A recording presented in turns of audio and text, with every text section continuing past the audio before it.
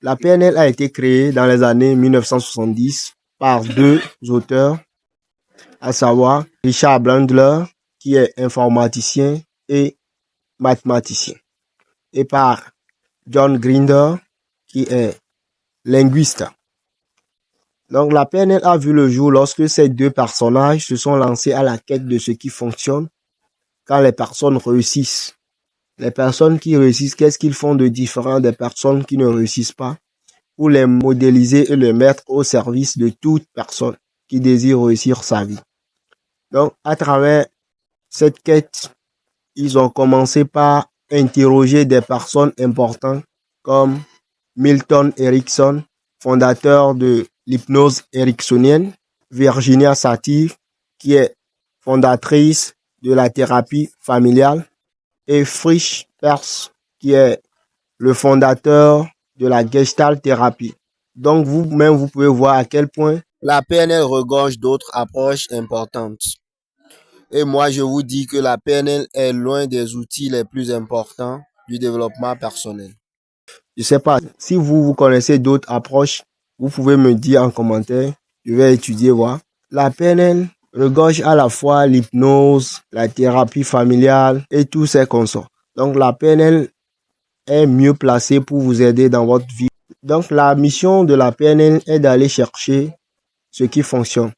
D'où la définition de la PNL. La PNL est l'analyse de l'excellence en vue de la reproduction. Donc ce que la PNL fait de mieux, c'est d'aller à la quête de l'excellence en vue de les reproduire. Donc vous avez une idée claire de ce que c'est que la PNL. À présent, nous allons voir les bases de la programmation neurolinguistique. La PNL repose sur 4 grands piliers, comme toute approche du développement personnel. La première des choses, c'est la vision du monde. La vision du monde, c'est la perception que nous avons des choses. Et en PNL, on dit, la carte n'est pas le territoire. Ça veut dire quoi? Ça veut dire que ce que vous voyez n'est pas en réalité ce qui se trouve en face de vous. Au niveau de la perception, il y a beaucoup de choses qui rentrent en jeu. Nous percevons, bien nous jugeons les choses à travers nos expériences passées. Je vais vous donner un exemple très simple. Si vous avez passé un excellent moment avec des Sénégalais dimanche et arrivé au boulot lundi, votre patron vous annonce qu'il y aura la visite des envoyés sénégalais dans l'entreprise. Vous serez content, ravi de les rencontrer parce que vous avez passé de très bons moments avec ces Sénégalais. Vous voyez, la joie que vous éprouvez, ce n'est pas à cause des Sénégalais qui vont arriver, mais c'est ce que vous avez vécu, votre expérience passée avec les Sénégalais qui vous anime. Par contre, si vous avez vécu quelque chose de négatif avec certains Sénégalais ou bien un Sénégalais dans le passé, la visite des personnes qui vont venir vont vous affecter négativement. Donc, il est important de comprendre le mécanisme qui se passe derrière la perception que nous avons des choses. Le deuxième pilier de la programmation neurolinguistique, c'est la communication. La PNL repose sur la communication. En matière de communication, comme je l'ai dit plus tôt, il n'y a pas d'évolution sans communication en PNL. Vous pouvez avoir une bonne idée, une idée indiscutable, mais si vous ne savez pas comment exprimer votre idée, comment amener les autres à comprendre votre idée reste et demeurera toujours une idée. C'est très important de savoir communiquer. Et la PNL, ce qu'elle fait, elle va en profondeur décortiquer quand les personnes communiquent, qu'est-ce qui se passe derrière la communication. Et à travers ça, nous aurons les rapports de sympathie, la synchronicité, l'écoute active, comment relancer une personne lorsque la personne vous parle, comment être à l'écoute, tout ce qui tourne autour de ça, et comment résumer ce que la personne vous a dit finalement, avant de maintenant prendre la parole pour exprimer ce que vous avez à dire. C'est très important. Le troisième pilier sur lequel repose la PNL, les émotions, les états internes. Les émotions sont très importantes à la PNL parce que nos émotions dirigent nos comportements. Nous réagissons à des situations selon nos états internes, comment nous nous sentons intérieurement. Vous verrez que lorsque vous êtes au top, au meilleur de vous-même, vous allez communiquer efficacement avec les autres.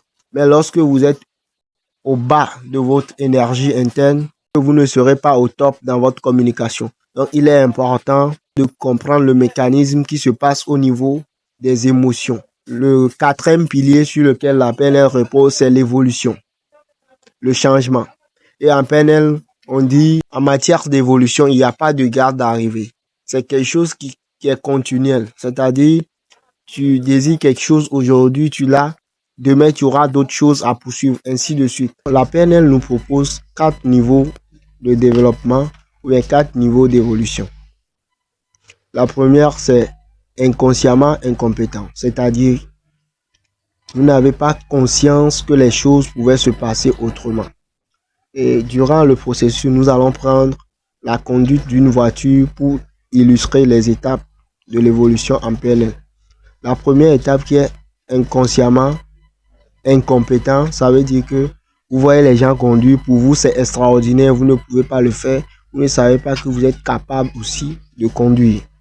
Et la deuxième étape qui est consciemment incompétent, c'est-à-dire vous prenez conscience que vous êtes en retard, que vous aussi vous pouvez conduire. Et maintenant nous allons aboutir au troisième étape de l'évolution qui est consciemment compétent. C'est-à-dire vous commencez par apprendre à rouler, mais ce n'est pas aussi facile pour vous avec la vieille main qui veut traverser la route et les enfants, les écoliers, les animaux, c'est difficile pour vous, mais vous vous débrouillez pas mal. Donc, vous êtes conscient que ça va, ça va. Si vous avez la volonté, vous pouvez le faire. Et quatrième niveau qui est inconsciemment compétent, c'est-à-dire vous conduisez à tel point que vous vous demandez est-ce que c'est moi qui conduis de la sorte, c'est que vous avez la main maintenant. Vous conduisez de façon automatique, vous gérez les freins, les gaz, toutes les choses en même temps de façon rapide. Donc c'est le quatrième niveau de l'évolution qui est inconsciemment compétent. À présent, je vous ai présenté ce que c'est que la programmation neuro-linguistique. Si cette vidéo vous a plu, n'oubliez pas de liker, de partager et de commenter. Surtout de vous abonner à cette chaîne pour recevoir mes prochaines vidéos. Encouragez-moi, montrez votre intérêt à cette vidéo pour m'aider à poursuivre cette série de vidéos que j'ai décidé de faire pour vous. Vous venez d'écouter la voix de votre coach Sodiedo et sur ce, je vous dis à très bientôt dans une nouvelle vidéo. Ciao, God bless.